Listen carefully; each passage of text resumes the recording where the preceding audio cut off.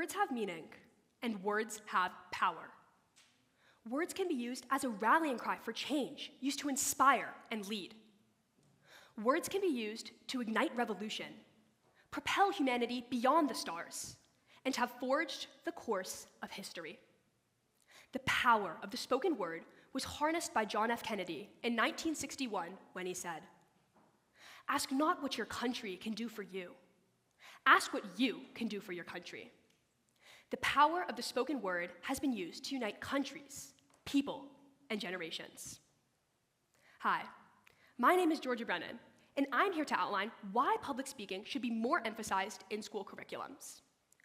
We all know the feeling of having a daunting class presentation, palms sweating, standing before a sea of eyes, forgetting your lines. Don't worry, you're not alone. Around 75% of people worldwide report that they have a fear of addressing a crowd. However, studies also show that repeated emphasis on public speaking could drop that number to just 12%. I would like to begin this talk with my own journey public speaking, which began in kindergarten. I attended a small school in the Bay Area called St. Hilary School, which emphasized public speaking from an early age. Students were encouraged to speak both inside and outside of the classroom. Through this, students found their voices. We learned how to project, enunciate words, and feel comfortable when addressing large audiences. When I entered the second grade, I had a teacher named Mrs. Zeidler, Mrs. Z for short. Each Friday, Mrs. Z would pick a poem, and by the end of the week, each student was expected to have memorized the poem and be able to recite it to the class.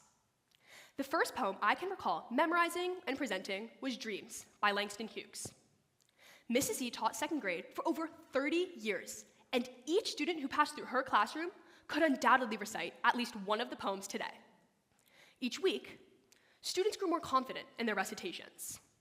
By the end of the year, each student had sharpened their public speaking skills immensely. Another opportunity to improve public speaking skills was in the yearly elocution contest. The word elocution means a skill, more particularly, the skill of addressing a crowd. And that's exactly what we did. Hundreds of students, parents, and teachers cheered on each speaker as they bravely took the stage. Judges were selected from high schools and colleges around the area. At the age of 7 years old, I distinctly remember myself trembling on stage before 3 judges as I began to recite the Gettysburg Address. The following year, I found myself on stage once again, tackling The Great Dictator by Charlie Chaplin. Participating in the elocution contest gave me exposure to what is still one of my favorite lines today. We think too much and feel too little. More than machinery, we need humanity. More than cleverness, we need kindness and gentleness. Public speaking was something that was deeply cultivated at my grade school.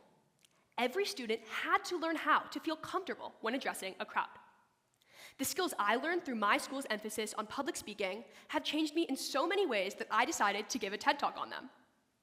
All American teachers should emphasize public speaking in school curriculums because proficient rhetoric skills will help their students by giving them leadership skills, the ability to earn higher paying jobs, and the motivation needed for a new generation to find their unique voices. Public speaking fosters leadership, and leadership is built through communication. Professional public speaker Hisham Wayne states that leadership is about getting people to respond effectively, and communication is key to that. However, communication is the key to something else: confidence. The confidence that I have gained through public speaking has changed me in so many ways. I've applied this confidence in social situations, class presentations, and even in giving this TED Talk. Public speaking creates leaders, and leaders create change. Teachers spend hours trying to create real-world applications for their lessons to students.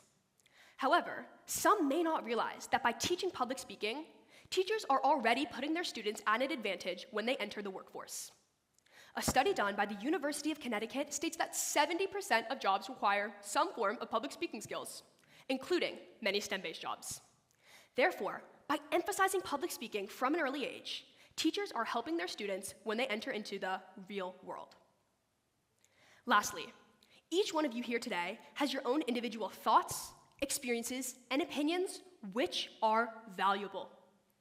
Teachers should provide a platform for students like yourselves to share your voices. This year, I was given the opportunity to share my own voice at Cathedral's first ever Poetry Under the Stars event. Sharing my own voice would have never been made possible if it were not for my years of public speaking background.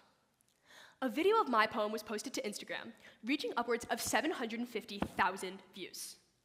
Learning public speaking from an early age helped me to share my voice with thousands of people across the world.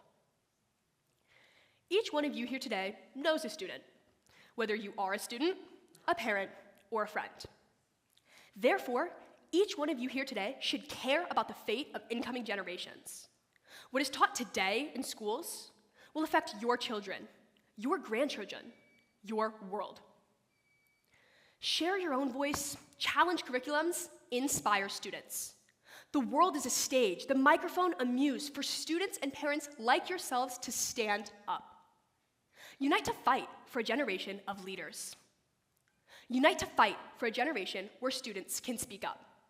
Unite to fight for a generation where students know their voices. Public speaking can make real change at our school, beginning with TED.